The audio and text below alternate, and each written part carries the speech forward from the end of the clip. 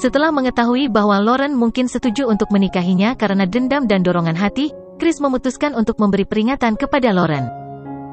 Dia adalah seorang chauvinis laki-laki yang paling peduli dengan harga dirinya, dan dia tidak akan pernah membiarkan Lauren secara impulsif memutuskan untuk menikah dengannya dan kemudian berubah pikiran kapanpun dia mau. Di sisi lain, Lauren adalah orang yang telah menetapkan prioritasnya dengan benar dan tahu untuk membuat keputusan yang tepat.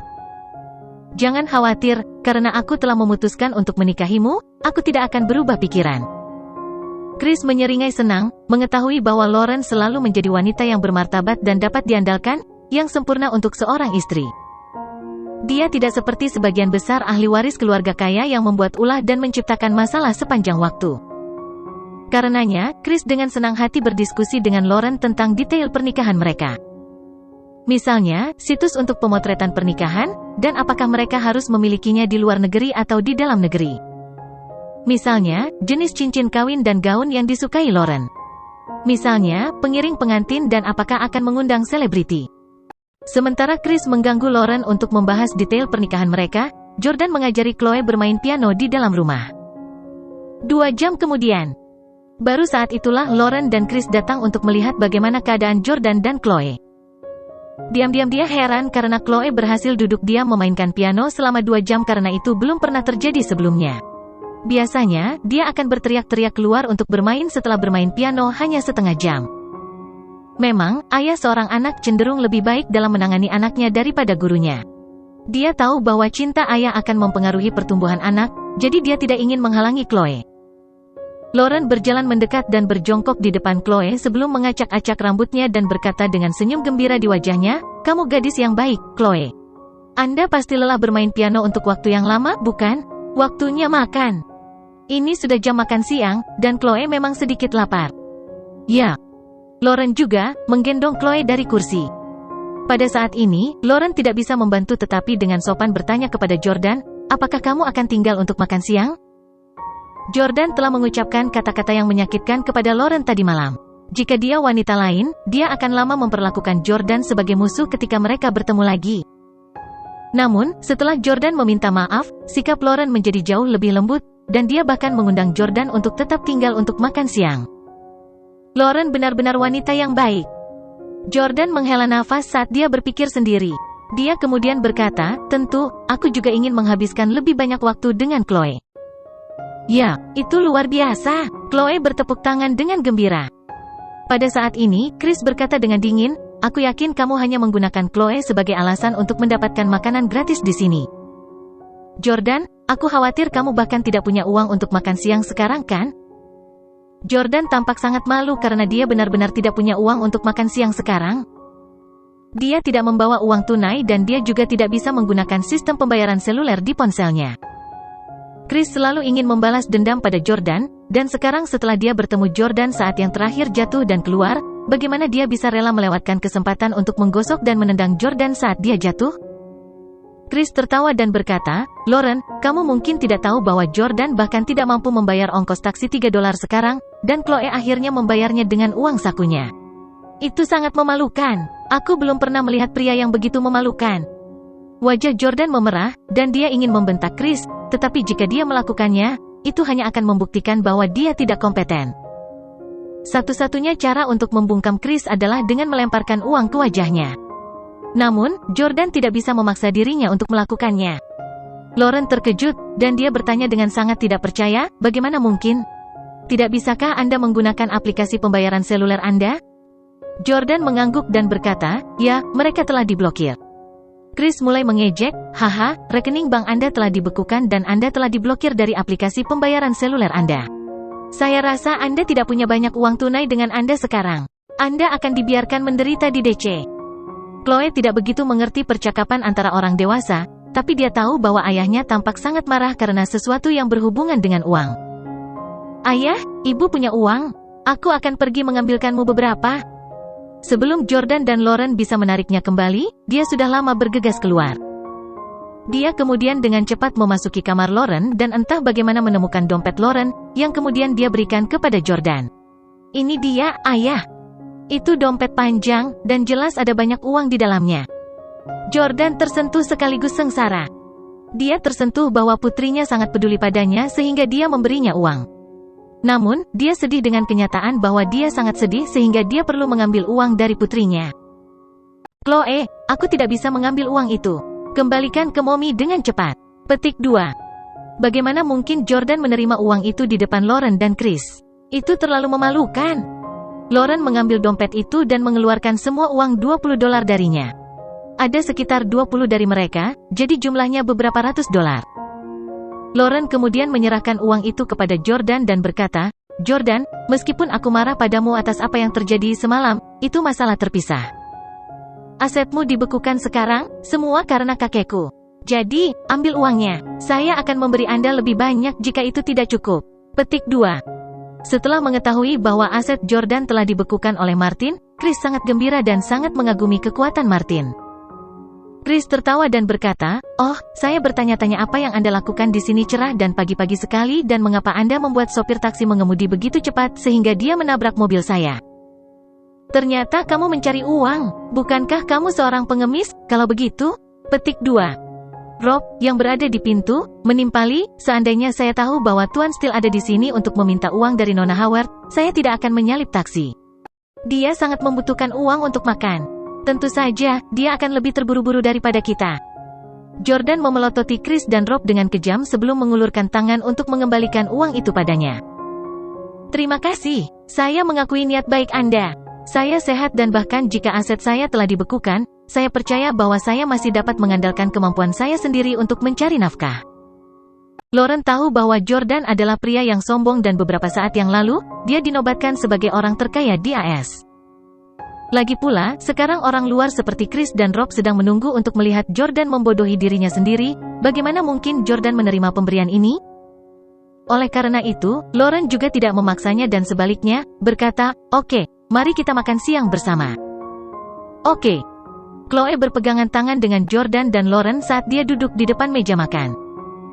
Di meja makan, ada banyak makanan lezat dan mereka telah lama mencium aromanya dari jarak yang sangat jauh.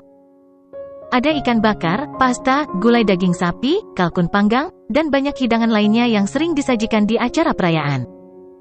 Piring itu penuh semangat dan rasa. Chris duduk dengan bangga dan berkata, "Lauren, Chloe, hidangan ini disiapkan oleh koki Michelin yang telah memasak untuk jamuan makan presiden. Cepat mencobanya." Petik 2. Jordan mengangguk. Dia fasih dalam seni kuliner, dan dia bisa tahu dari tampilan piring dan pelapisnya bahwa itu luar biasa. Namun, ketika Jordan mengambil garpu dan pisaunya, Chris tiba-tiba menegur Jordan lagi. "Jordan, aku secara khusus memesan hidangan ini untuk Lauren dan Chloe. Kamu tidak boleh memakannya." Chris sekali lagi membuat Jordan malu. Berdiri di pintu, Rob melemparkan sekantong asinan kubis dan 2 roti panggang yang dia pegang di Jordan. Dia berkata, "Tuan Steele, tidak semua orang cocok untuk makan makanan yang disiapkan oleh koki Michelin, jadi sebaiknya Anda makan ini saja. Itu lebih cocok dengan statusmu." Chris dan Rob sebenarnya ingin Jordan makan roti dengan asinan kubis. Pada titik ini, bahkan Lauren tidak tahan lagi. Dia memandang Chris dan berkata, "Chris, ada begitu banyak makanan, kita berdua tidak bisa menghabiskannya sama sekali. Chloe memiliki nafsu makan yang kecil dan dia paling banyak memiliki porsi kecil. Mengapa Anda tidak membiarkan Jordan makan bersama kami? Bagaimanapun, dia adalah ayah Chloe." Petik 2. Ada sisi baik dan sisi buruk dari segala sesuatu. Meskipun Chris mempermalukan Jordan lagi dan lagi, itu menimbulkan simpati untuk Jordan dalam diri Lauren. Jika Chris tidak datang ke sini hari ini dan melakukan hal itu pada Jordan, Lauren mungkin akan terus mengabaikan Jordan karena hal-hal menyakitkan yang dia katakan padanya hari itu. Namun, Lauren tahu Jordan adalah pria yang baik, dan dia hanya mengucapkan kata-kata itu padanya karena Victoria. Lauren menyukai pria yang setia seperti Jordan, yang memiliki rasa tanggung jawab yang besar dalam hal hubungan. Jadi, Lauren sudah memaafkan Jordan jauh di lubuk hatinya karena dia benar-benar tidak bisa melihat Jordan mengunyah roti panggang dan asinan kubis. Chris bersandar ke belakang dan berkata, "Saya orang yang bersih dan saya tidak suka makan di meja yang sama dengan orang yang tidak saya kenal dengan baik. Saya tidak ingin menyentuh piring yang telah disentuh alat makannya. Siapa yang tahu jika dia memiliki bau mulut?" Petik 2. Chloe tiba-tiba menyela, "Ayah tidak memiliki bau mulut. Ayah baru saja menciumku berkali-kali. Bu, kamu bisa menciumnya jika kamu tidak percaya padaku." Petik 2. Saat Chloe mengatakan itu, dia tiba-tiba mencium Lauren, menyebabkan dia langsung tercengang, dan dia tiba-tiba menjadi sedikit malu. Itu berarti Jordan dan Lauren secara tidak langsung telah saling berciuman. Meskipun Jordan dan Lauren memiliki anak bersama, dia entah bagaimana merasa sedikit malu dan jantungnya mulai berdetak kencang, seolah-olah dia jatuh cinta untuk pertama kalinya. Chris juga sama kesalnya dan dia menginstruksikan Rob dengan enggan, bawalah piring dan satu set peralatan makan dari dapur. Biarkan Jordan still makan. Itu tidak perlu. Jordan segera membantah selebaran Chris dan berkata, saya tidak memiliki selera untuk makanan di tempat pertama. Saya baru saja minum air dan saya tidak lapar lagi. Saya hanya akan tinggal di sini untuk memberi makan Chloe. Petik 2. Lauren dapat melihat bahwa Jordan kesal dan khawatir dengan Victoria, jadi dia benar-benar tampak tidak nafsu makan. Dia berkata, kamu tidak makan apapun sepanjang hari kemarin. Sudah 1,5 hari, lebih baik kamu makan sesuatu. Chris tertawa dan berkata, tidak apa-apa bagi seorang pria untuk tidak makan selama beberapa hari. Lauren, ayo makan. Jordan memang lapar sekarang. Seorang pria dengan kekuatan tempur yang sangat baik seperti dia juga memiliki standar dan persyaratan makanan yang tinggi. Pada saat ini, Chloe tiba-tiba berkata, ayah, aku ingin makan makanan yang kamu masak. Lauren tertawa. Jordan tidak ingin makan makanan yang dibawa Chris, tapi dia pasti akan memakan makanan yang dia masak sendiri. Namun, Chris berkata, Chloe, makanan rumahan apa? Hidangan yang saya bawa ini dibuat oleh koki Michelin. Cobalah, rasanya pasti lebih enak daripada masakan rumahan itu. Lauren membalas, terkadang makanan yang disajikan di restoran tidak bisa dibandingkan dengan masakan rumahan, tidak peduli seberapa lezatnya. Namun, Chris tertawa bangga dan berkata, Lauren, kamu jarang keluar dengan kakekmu, jadi tidak heran kamu kurang berpengetahuan. Ketika saya masih kecil, saya mengikuti ayah saya ke makan malam kenegaraan Prancis di Istana Elise di mana saya memiliki kue puff dengan sup truffle hitam untuk pertama kalinya dalam hidup saya. Ya ampun, itu surgawi? Petik 2. Itu belum semuanya, hidangan lainnya juga terasa sangat luar biasa. Kemudian, kami juga mengunjungi koki yang memasak pesta untuk jamuan makan dan ternyata dia adalah Paul Bocuse, koki terhebat di Prancis. Tidak, dunia. Nanti, saya akan mencari Chef Bocuse setiap kali saya mengunjungi Prancis. Lauren, hanya setelah memakan makanan yang dia masak, kamu akan mengerti perbedaan antara masakannya dan masakan orang biasa. Sayangnya, Tuan Bocuse telah meninggal, dan kita tidak akan pernah bisa mencicipi makanan yang dia masak lagi. Jordan tertegun sejenak sebelum diam-diam berpikir, Chris sudah mencicipi makanan Paul Bocuse? Cakrawalanya tidak sesempit itu. Chris baru saja membual kepada tunangannya tentang bagaimana dia makan malam dengan pejabat Prancis di jamuan makan malam kenegaraan, yang dibuat oleh koki terhebat di dunia.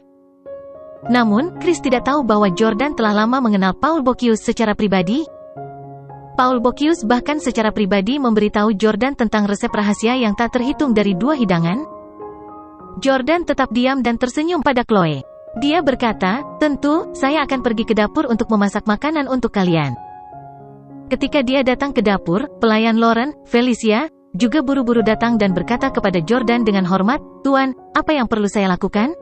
Aku akan membantumu. Jordan sudah bertemu Felicia terakhir kali dia di sini. Dia adalah gadis cantik berusia 17 tahun dengan kepribadian yang hebat. Jordan memeriksa bahan-bahan di lemari es dapur dan berkata, tolong belikan aku truffle hitam, foie gras, dan ayam. Bisakah saya membayar Anda uang pada saat saya mampir lagi? Petik 2. Felicia buru-buru berkata, tidak, kamu tidak perlu membayarku sama sekali. Perlakukan diri Anda sebagai penguasa tempat ini. Aku akan pergi ke sana sekarang. Melihat Felicia berjalan dengan gesit, Jordan merasa sangat terhibur. Memang, orang yang baik cenderung memiliki pelayan yang baik juga. Lauren berbudi luhur dan baik, dan begitu juga pelayannya.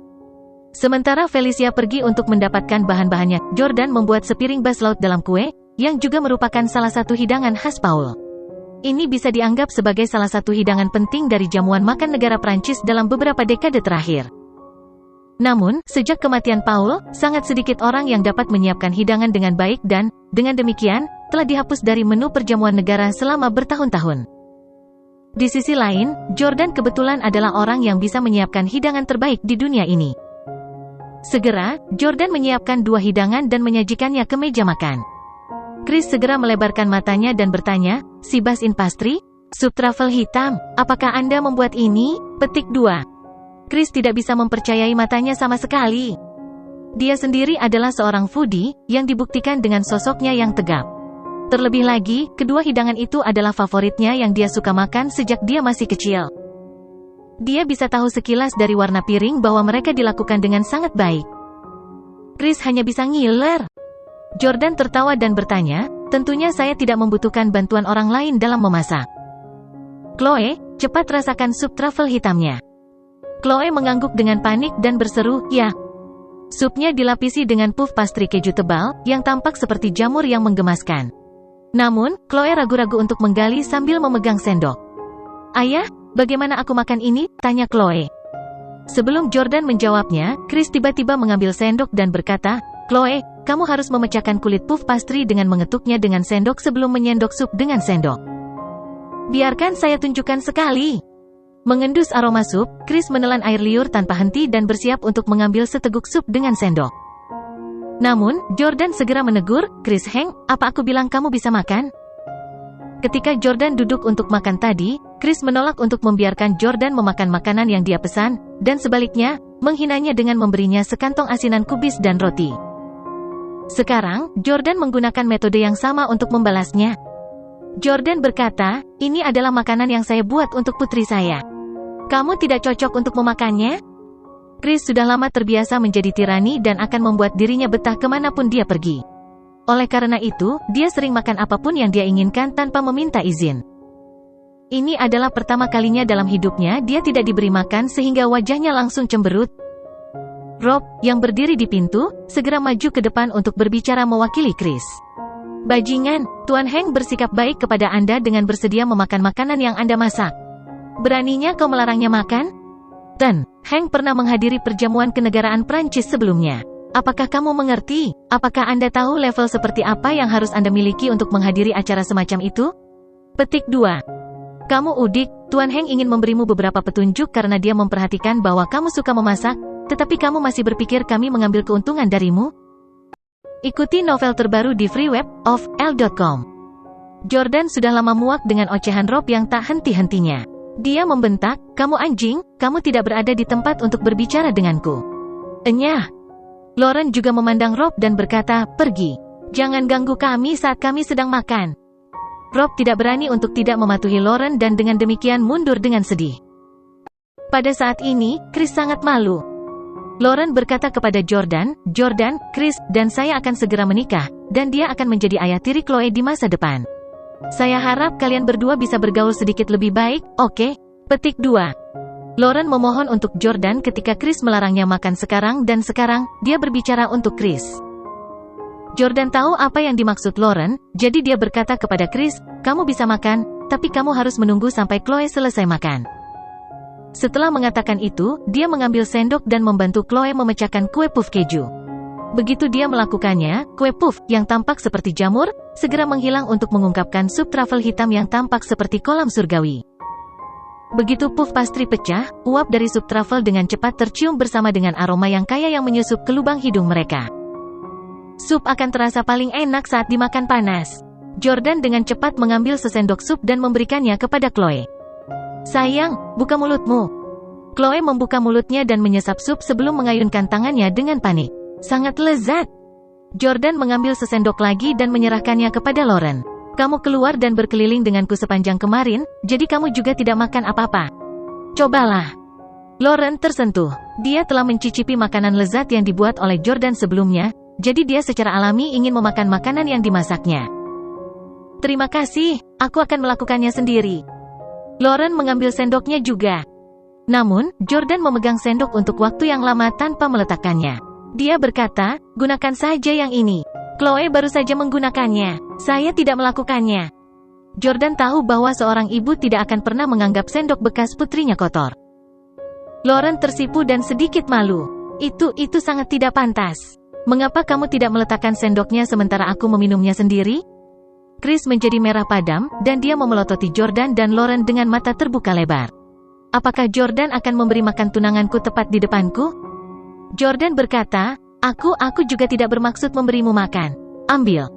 Oh, Lauren merasa sangat malu dan malu karena salah mengira bahwa Jordan akan memberinya makan seperti dia memberi makan Chloe. Dia tidak bermaksud seperti itu sama sekali. Lebih buruk lagi, dia telah membuat kesalahan itu tepat di depan tunangannya. Lauren mengambil sendok, menyesap, dan memuji, sangat lezat. Saya belum pernah makan sup truffle yang begitu lezat sebelumnya. Chris berpunuk dengan dingin dan berkata, orang yang belum pernah melihat adegan besar cenderung mudah tergerak oleh hal sepele seperti itu. Melihat bahwa Jordan tidak memiliki sendok sendiri karena dia telah memberikannya kepadanya, dia buru-buru menyerahkan sendok kepada Jordan dan berkata, gunakan milikku. Makan sup juga. Jangan hanya fokus memberi makan Chloe. Petik 2. Jordan mengangguk, mengambil sendok dari tangan Lauren dan mengambil seteguk sup sendiri. Jordan sangat kesal karena dia merasa tindakan bertukar sendok itu terlalu romantis. Pada titik ini, Jordan, Chloe dan Lauren sudah meminum supnya. Jadi, Jordan berkata kepada Chris, kamu bisa minum sup sekarang. Chris sangat marah sehingga dia tidak ingin makan lagi. Dia bahkan merasakan dorongan untuk menghancurkan makanan yang dimasak Jordan ke tanah. Namun, dia harus mencicipinya sekarang karena hanya dengan begitu dia dapat secara akurat menunjukkan kekurangan dalam masakan Jordan. Chris mengambil sendok dan mengambil sesendok sup, hanya untuk tercengang. Bagaimana ini bisa? Rasanya persis seperti makanan yang saya cicipi di Istana Elise. Chris sangat pilih-pilih tentang makanan dan setelah mencicipi 2 hidangan yang dibuat oleh banyak orang ini setelah Paul Bocuse meninggal, dia merasa semuanya jauh dari milik Paul. Namun, masakan Jordan secara mengejutkan memenuhi persyaratan tinggi Chris. Bagaimana bajingan ini bisa begitu pandai memasak? Kekuatan tempur Jordan telah mengejutkan Chris dan yang terakhir tidak pernah menyangka dia begitu pandai memasak. Namun, bagaimana mungkin Chris memuji saingan cintanya yang telah mengalahkannya? Chris sengaja membuat dirinya tampak seperti dia merasa sangat tidak nyaman. Apa yang kamu lakukan pada truffle hitam itu? Rasanya seperti minyak tanah. Tentunya itu tidak beracun, kan? Lauren, Chloe, aku menyarankanmu untuk tidak memakannya juga. Rasanya benar-benar tidak enak. Lauren berkata, tidak, saya pikir rasanya enak. Ini mungkin sedikit di bawah standar dibandingkan dengan yang dibuat oleh koki terkenal dunia yang Anda sebutkan. Itu tidak seburuk yang kamu bayangkan. Jordan berpunuk dingin dan bertanya, apakah kamu pernah mencicipi masakan Paul atau tidak? Setelah ditanya oleh Jordan, Chris langsung membantah, tentu saja saya ada di Istana Elise. Itu adalah kediaman resmi Presiden Prancis. Itu adalah perjamuan negara.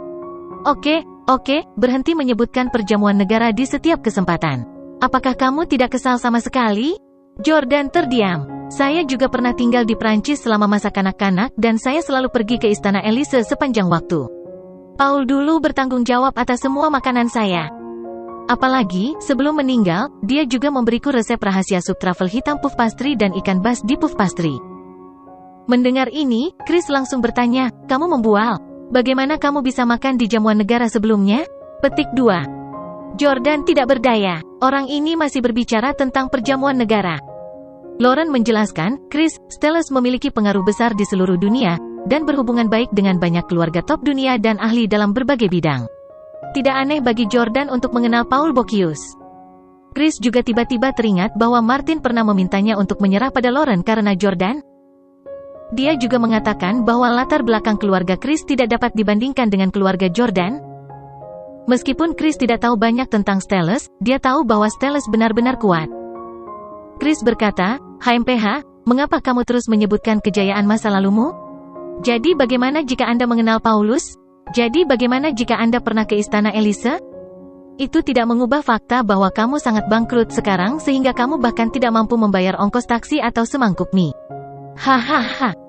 Jordan baru saja akan kehilangan kesabaran ketika teleponnya tiba-tiba berdering. Orang yang menelepon adalah Mandy, pemilik rumah yang dia tinggali sekarang. Jordan tercengang. Apakah dia mengetahui keberadaan Victoria?